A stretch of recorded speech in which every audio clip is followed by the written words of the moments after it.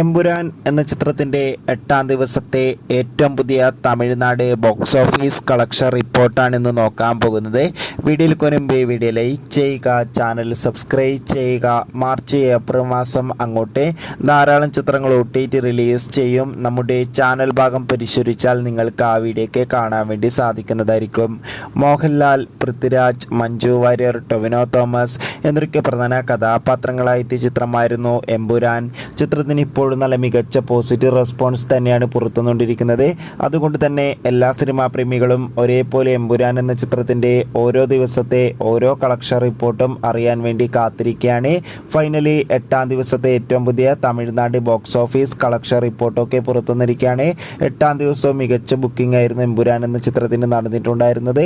അതുകൊണ്ട് തന്നെ തമിഴ്നാട്ടിൽ നിന്ന് 8-ാം ദിവസം ഏകദേശം 1.5 കോടിക്ക് അടുത്ത് വരെ കളക്ഷൻ നേടിയെടുക്കാൻ വേണ്ടി സാധിക്കുമെന്നാണ് ട്രാക്കിംഗ് റിപ്പോർട്ടുകൾ സൂചിപ്പിക്കുന്നത്. കാത്തിരിക്കാം കൂടുതൽ ബോക്സ് ഓഫീസ് കളക്ഷൻ റിപ്പോർട്ടിനായി. അടുത്തൊരു വീഡിയോയിൽ കാണും.